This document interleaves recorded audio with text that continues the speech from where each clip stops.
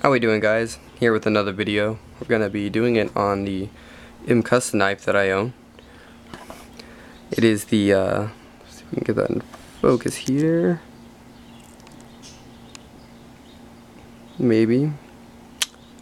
It's the Mcusta 0032 Damascus, and if I can only get it into focus here for you guys, that'd be great. But it is not wanting to.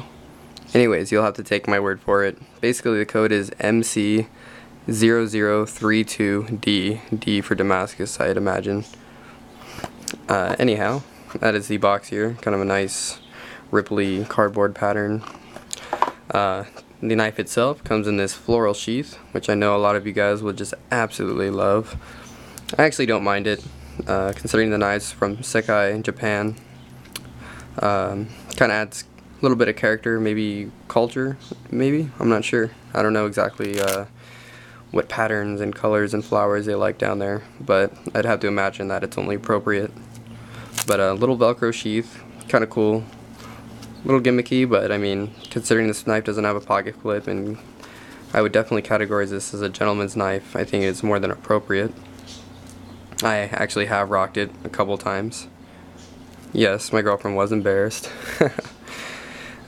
Anyways, this is the knife here, the MC0032D, and as you see here, these are actually Damascus overlays, or they can argue inlays, but as you can see, they only take up a small portion of the actual metal liners here. So I guess technically I would call this a frame lock, but it is very, very thin as a liner lock, I would say. And if you can kind of notice the orangish hues here, it has been heated a bit to give it that different coloration there, which is kind of cool. Got the really bluish pivot pin here on this side. I don't know if we can get that to focus here. And then kind of a discolored Allen wrench side here. Just gonna bring this down. It's not obviously the most amazing Damascus, but once again, I mean, the price point is a big thing when it comes to this. This blade just cost me over $100. I think it was about 120 shipped max. And as you can see here, it has a 22 layer Damascus is what they said according to the site here. You got the blade. It is Damascus, but it is sandwiching a BG10 core. So you see that very last line right here. Under that is the BG10 core, where you don't see the pattern anymore. Very, very nice for what it is, in my opinion. Very, very sharp. As you can see here, the liner is very thin. Definitely wouldn't trust my life with this if I had to, but it is more than adequate. Very early lockup. Is a comfortable knife in the hand. As you can see, I can get a full 4-finger grip on there, and it is rather comfortable. It's very flush. The fit and finish is good. It's not the best. I did have to tighten down one of the screws here because one of the Damascus slabs here was a little bit loose, rattling a little bit, and even tightening it all the way down didn't quite eliminate all of it. There's a little bit of shake to it. If you guys can barely see, I can push down on this. Makes a little clacking sound. But once again, you know, given the price point, overall quality is very good. Liner is nice and easy to close. It's a little bit sharp.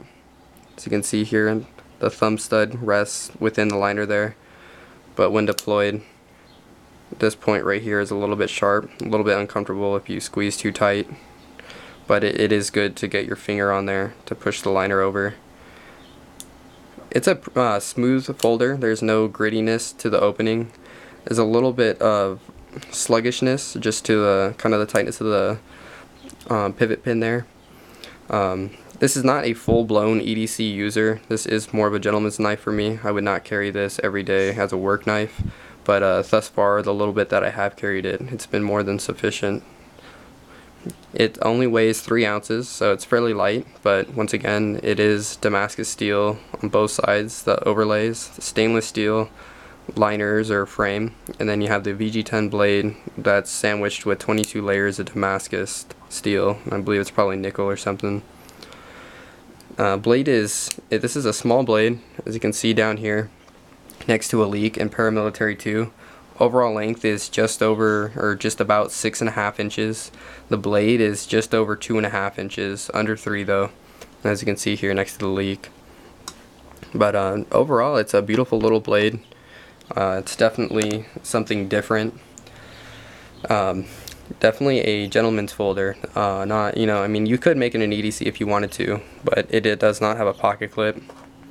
As you can see here, it does have a hole there for lanyard if you want to throw in. I mean, you could easily pocket this. You could just throw this in your pocket, or if you're man enough, you can rock the floral sheath. But overall, really nice little knife, and this may be expensive to some of you given what it is, just a gentleman's knife. To others, perhaps not. But all in all, I think the overall quality of this knife is very good. Came very, very sharp. This blade came very sharp. I'm definitely impressed with Mcusta as far as their sharpness goes. I mean, just shaves paper into nothing. So Mcusta definitely has the out-of-box sharpness as Spyderco does, and other higher-end production companies you'd come to expect. So, alright guys, hopefully that was enjoyable there. Just a really nice day out here. Birds chirping, sun is out, and thought I would just go ahead and do a little video on my small gentleman's folder, the Mcusta model 0032D for Damascus. Alright guys, thanks for tuning in.